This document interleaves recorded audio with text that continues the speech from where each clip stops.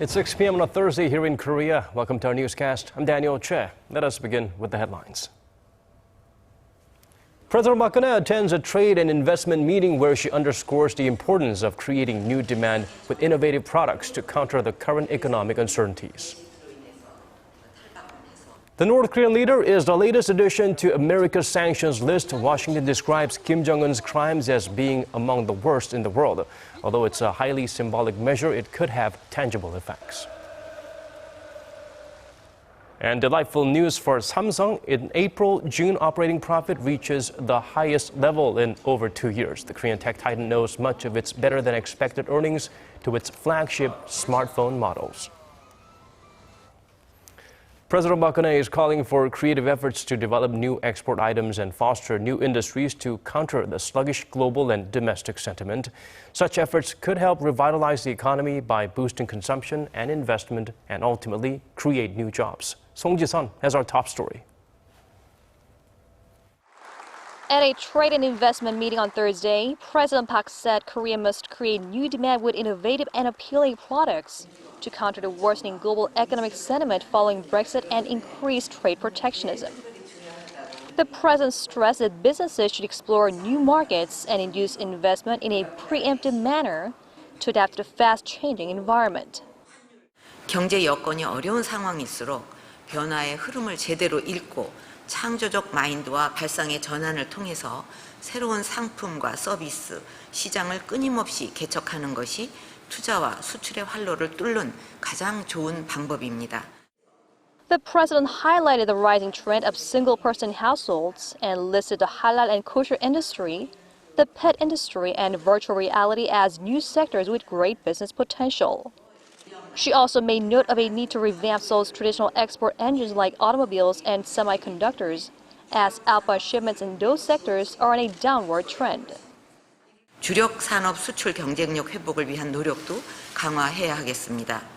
창의적인 아이디어와 기술을 결합해서 상품의 새로운 가치를 창출해내면 새로운 수요를 만들어서 세계 시장을 주도할 수가 있습니다. Stressing that convergence is the key in creating Korea's new export items, President Park asked Korean entrepreneurs to add touch of Korea's culture, services, and technologies and take advantage of the Korean wave to boost their exports. Song Ji-sun, Arirang News. Staying on the topic of creating jobs and revitalizing the economy, the government is now focusing on pushing up investments and fostering new growth engines. Hwang Ji-hye fills us in on the follow-up to the measures designed to boost the service industry earlier this week. By 2030, the Muslim population worldwide is forecast to stand at more than 2 billion. With that, the related halal industry combined with the Jewish kosher market is expected to grow fast to the tune of around $9.5 trillion by the year 2020. And to cater to this burgeoning market, the Korean government has designated the halal and kosher industries, which include food and cosmetics, as promising fields that can lift the growth potential of Asia's fourth largest economy. This came as the government laid out a set of measures to fire up investment sentiment among businesses on Thursday. It pledged to foster 4 other sectors, including the pet business, virtual reality, and the sports industry. The plan includes a push for legislations targeting the pet sector, setting up a virtual reality cluster in Western Seoul, and operating institutes to analyze halal culture. Some long-stalled investment projects will get the green light as well. The government has come up with solutions to pave the way for corporations to speed up 5 investment projects that were halted due to regulations and a lack of infrastructure. By cutting excessive red tape, the government expects 3.6 trillion won, or roughly $3 billion worth of investments to be made across the country. Experts say the measures will most likely have a positive impact on improving business sentiment, but it's questionable whether they will lead to actual investments. I believe there are less than 10 local companies that have the room to make investments. And most of them are large conglomerates that make these decisions based on market conditions rather than government stimulus measures and deregulation. The analyst adds there is a silver lining for demand at home and abroad, considering the fast pickup global financial markets have shown after Britain's decision to leave the EU late last month. Hwang Jie, Arirang News. Officials from the government presidential office and parliament vowed to tackle the economic and security challenges facing Korea through greater cooperation on state affairs. They met Thursday for the first time since the 20th National Assembly opened in May. The officials from the ruling Saenuri Party said the three entities must work together to pass economic revitalization bills, which they say will help improve people's livelihoods and ensure the success of President Park Geun-hye's administration. Prime Minister Hwang Kyo-ahn agreed and urged Parliament to approve the government's fiscal stimulus plan, which includes a supplementary budget of $8.5 billion. The presidential office said what the people want is for the Parliament to work harder and be more productive and do all they can to revitalize the economy. The United States has, for the first time, put North Korean leader Kim Jong-un on its sanctions list for the regime's grave human rights abuses. South Korea has responded with strong support for the unexpected move. For details, let's turn to our Kwon So-ah. It's another strong and independent move by the U.S. to pile pressure on North Korea. This time, Washington is sanctioning the regime's leader Kim Jong-un himself over human rights abuses, saying his crimes are among the worst in the world.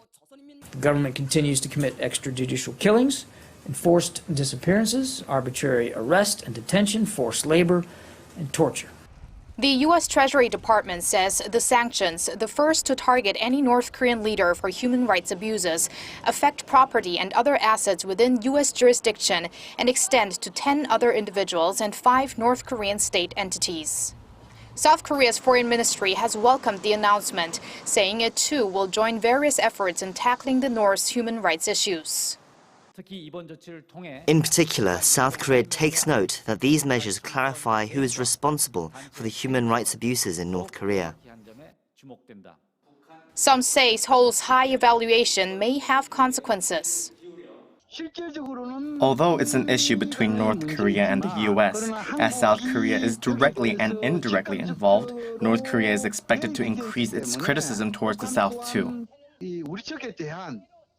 The professor predicts that instance could come next month when Seoul-Washington joint military drills kick off. While officials say human rights issues are dealt separately, experts say imposing sanctions on Pyongyang over human rights abuses has also got to do with the regime's other violations, namely nuclear and missile threats. I think the sanctions have considerable relation to the nuclear issue, as people linked to nuclear development and rockets are among the blacklisted individuals. Now, it remains to be seen whether the U.S. sanctions will have a tangible effect on North Korea, as some say the measure is largely symbolic. Kwon So-ah, Arirang News. Samsung Electronics posted better than expected earnings in its guidance for the second quarter, with operating profits poised to be the highest in 9 quarters. Analysts attribute the uptick to strong sales of its flagship smartphone models released back in March. Kim Min-ji looks into the tech giant's surprise forecast. It's a surprise earnings outlook for Samsung Electronics. According to the company's earnings guidance, operating profits stood at 8.1 trillion won, or almost $7 billion during the April to June period, up more than 17% from a year ago. Sales likely rose 3% on year to over $43 billion.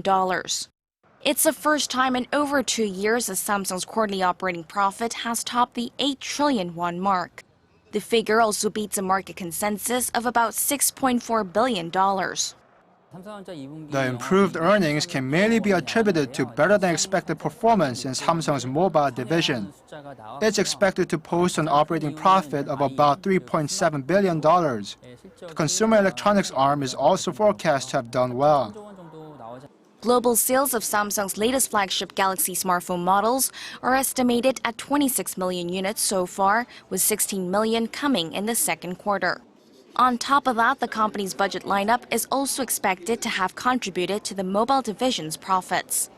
Its consumer electronics arm is forecast to post an operating profit of almost $1 billion, thanks to strong sales of premium televisions, which boast better brightness and power efficiency. Samsung's chip business, another cash cow for the company, is projected to post about $2 billion in operating profit. In the second half, analysts expect Samsung's chip and display businesses to lead the gains on the back of improved prices. But its mobile division may be in for a dip. Although it is scheduled to release its new Galaxy Note, the effects may be cancelled out as Apple is also set to launch its new iPhone in September. Kim Min-ji, Arirang News. More encouraging digits. More than 13 million foreign tourists visited Korea last year. Almost half came from China. And according to our Kim Hye-sung, that's welcome news for Seoul since visitors from that country are the biggest spenders. A new report shows Chinese tourists spend an average of $1,800 on shopping during their trips to Seoul, with 9 out of 10 splashing out on cosmetics. According to a Seoul Institute poll of 1,400 foreign tourists, Chinese visitors spent 6 times more than Japanese tourists and 3 times more than American and European visitors. More than 60% of Chinese visitors said shopping was the main reason they visited the Korean capital, whereas only 9% of Japanese and 26% of Southeast Asian visitors cited shopping as their #1 reason for traveling. The most popular shopping spots for Chinese tourists are duty-free shops, department stores, and traditional markets, and they spend the most on cosmetics, followed by clothes and food.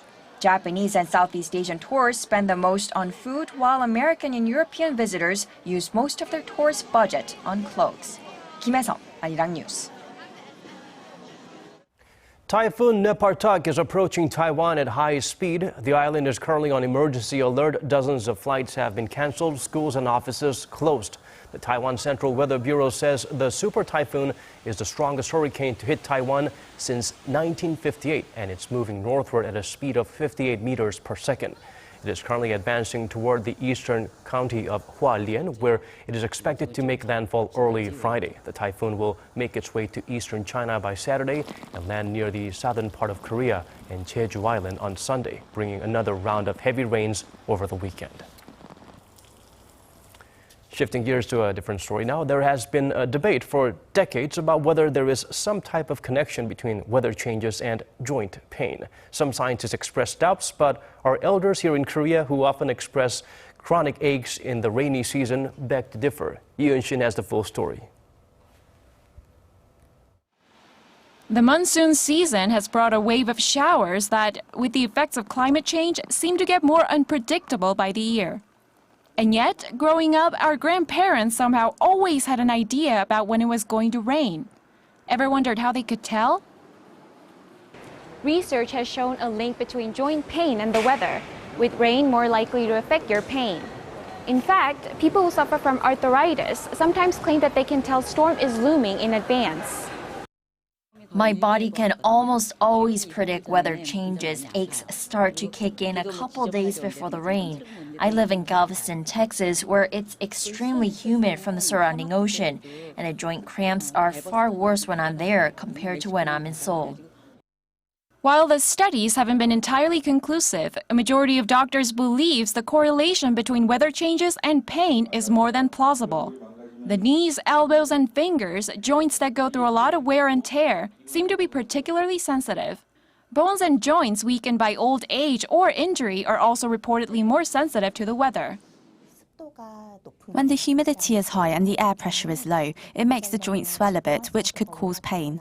The best thing to do if you suffer from chronic aches like these is to avoid intense physical activity and take pain medication in advance.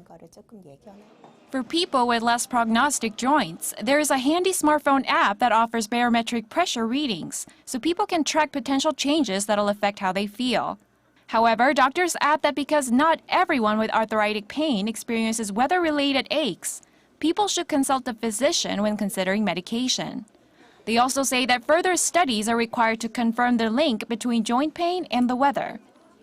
Lee Eun-shin, Arirang News.